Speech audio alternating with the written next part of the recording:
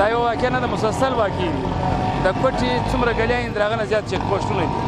بیا کوم وخت چې کومه حمله کېږي د پاکستان وزیر داخله دا وایي چې را چېرته دا کوي پلاور کې ولې نه کوي، په پنجاب کې ولې نه کوي، اسلام آباد دی بار کابل له ولاړ شي، د کابل چمن له راشي، چمن بیا د پکوړه کې حمله کوي.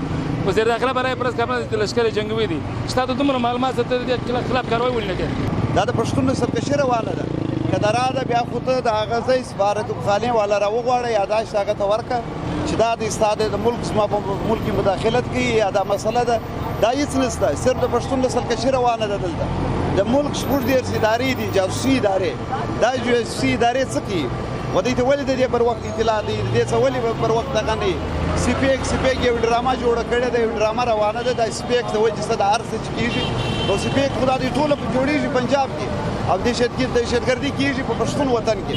دا دویمه داسې واقعه ده چې بلکل د پښتون په پاکستان کې نشل کشي روانه ده.